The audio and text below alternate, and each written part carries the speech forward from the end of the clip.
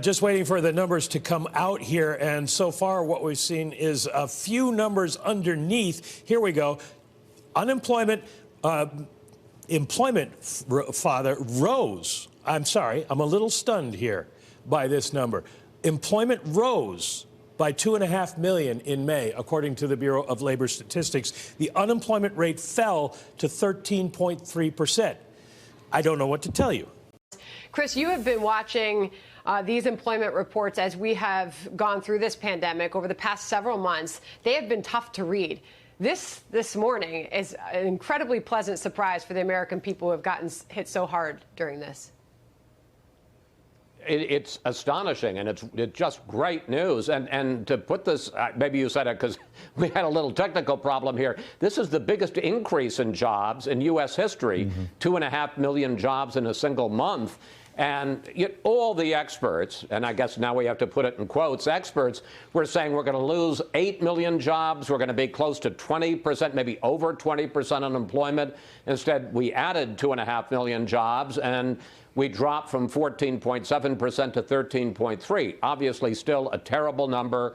And as you and Ed were pointing out, an awful lot of misery behind those numbers. But to have jobs added and the unemployment rate go down when everybody thought it was going to be jobs lost and the unemployment rate go up, I think it shows two things. First of all, the resilience of the American economy and the political resilience of President Trump. And we've been talking about the V. This is better than a V. This is a rocket ship.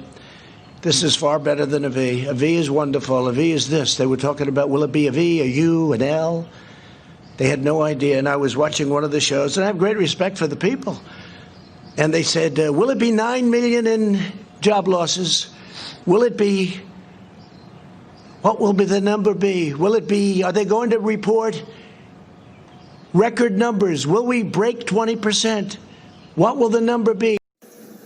All right, video time, guys. I am appalled and furious at the Bureau of Labor Statistics because they are being extremely underhanded and dishonest with the unemployment numbers.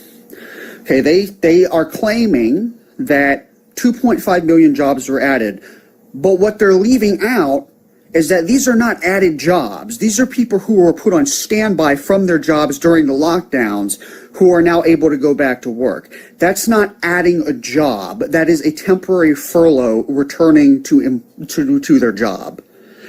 It is extremely deceptive. It is extremely underhanded and unethical that they did this. And judging by the fact that Trump is now tweeting triumphantly about it, it's pretty clear what happened here. They were forced by the administration to pull this ridiculous, unethical sleight of hand. The actual unemployment of people who actually lost jobs went up. It rose. So what happened here is they're saying basically, hey, we added all these jobs, but the part they're not telling you is that they're not added jobs. They're jobs that people were put on standby and are now allowed to go back to work. That is not a job gain. Let me give an example. I have been on medical leave since a car accident that I had in August of last year and the complications from it. I am still employed. When I go back to work, under any honest interpretation, I do not count as a gained job. It is the same thing here. It is extremely unethical. It's wrong, and he's doing it to try and futilely win re-election. It's terrible. Absolutely. And John Harwood, President Trump, is not surprisingly tweeting about this and tooting his own horn, saying, great job, President Trump.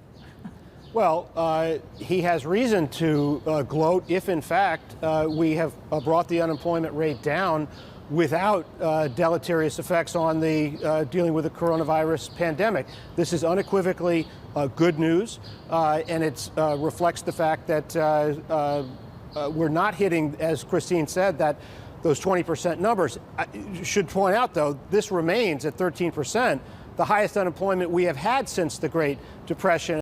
Listen, I mean, remarkable here, not just because jobs went up, but the predictions were far at the other side of the spectrum. So what led to this? What led to the surprise growth? it's a reminder that there's no playbook for this, right? I mean, economists got this really wrong. They thought it was going to be a 20% unemployment rate and 8 million jobs lost. Instead, essentially, this shows, Jim, the free fall in the jobs market has stopped.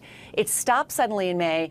Economists, I think, and analysts are really quite shocked. Everyone we've been hearing for was not expecting this. In fact, those polled by Dow Jones were, as you said, expecting it to come around at 19.5, so 13.3%. It's really quite a stark difference.